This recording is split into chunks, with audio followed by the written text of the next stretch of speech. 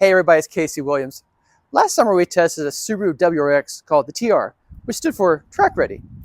But the brand new one we have this year, its initials may stand for Toot Sweet, because that is pretty much how it does everything. The 2025 Subaru WRX TS. Let's go have a look at it. Well, if I parked last year's TR next to this year's TS, you'd probably have a pretty hard time telling them the difference. And that's okay, because I really like the WRX anyway. I like the fact that it kind of comes in a normal sedan-looking package that's really functional in everyday use, but has just enough boy racer look to it to feel like something special. And when you look at this one, I think you really see that. Of course, it has the red WRX logo in the grille, but it's the black grille. You've got the hood scoop. You've got all the black undercladding.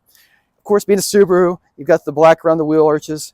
But look at the wheel. I mean, that thing's a piece of art. 19-inch gray alloy wheels with the Brembo brakes behind it and copper colored. Looks really cool. This one actually has winter tires on it right now. It comes with performance summer tires. But that's another thing about the WRX that's really cool. You can change the tires, change the wheels out in the wintertime, and you have one heck of a snowmobile. Enjoy it in the summer with performance tires, enjoy it in the wintertime, get wherever you need to go. But the whole thing just looks tough. It looks well built. It looks like if you jacked it up a little bit, you could take it off-road. And from the WRX's rally car heritage, a lot of people have in the past. Again, just enough subtle sculpting in the side to keep it from being boring. Around the back, you got the Subaru tail lamps, the white tail lamps, the boomerang.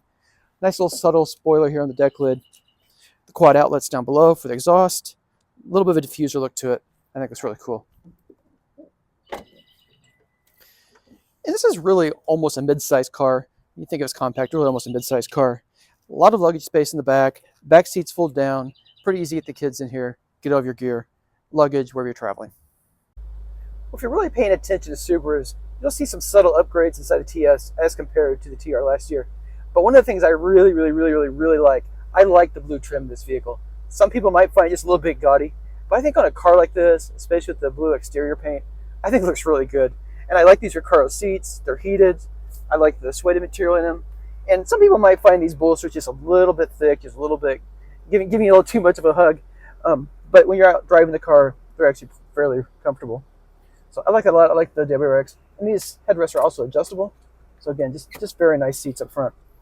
But look around the cabin. The touchscreen, this is Subaru's typical tablet style touchscreen. It's a little bit slow in startup, but once it starts up, I find it pretty easy to use. I'm doing a lot of Subarus with it, and it works out all right for me. Very intuitive. Volume, tuning knobs, which I think all cars should have.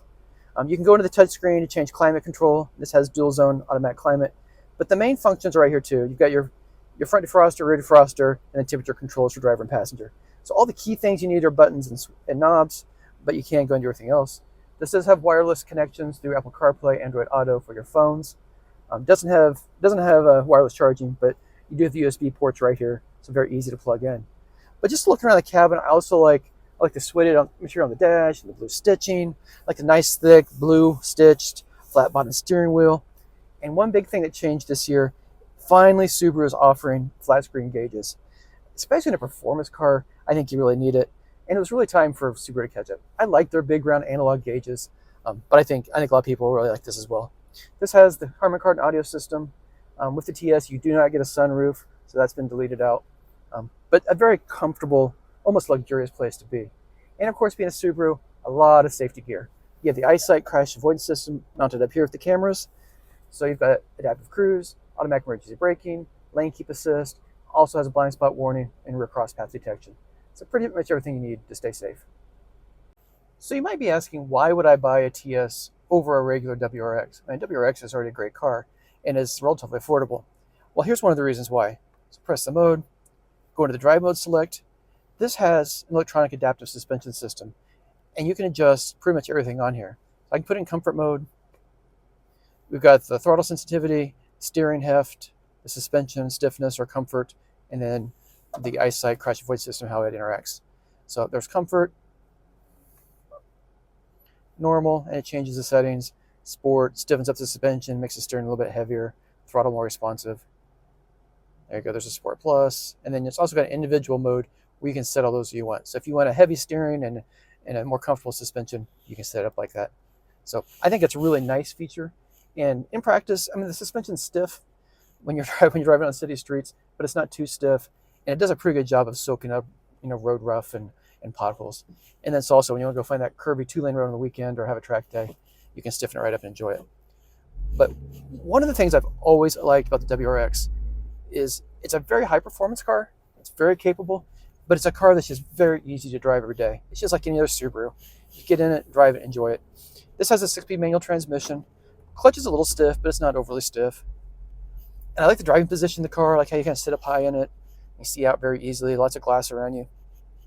The engine in this is a 2.4 liter turbocharged 4-cylinder. Delivers 271 horsepower, 258 pound-feet of torque.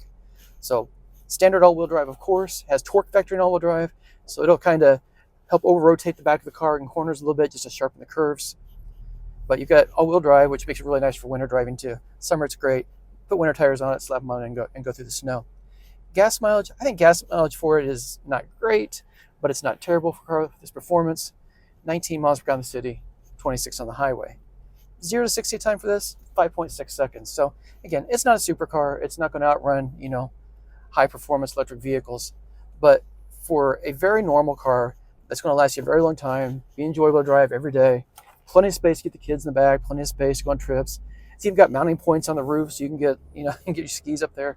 You can get storage containers up there, whatever you need. So a good car to drive every day, but also a lot of fun on the weekends.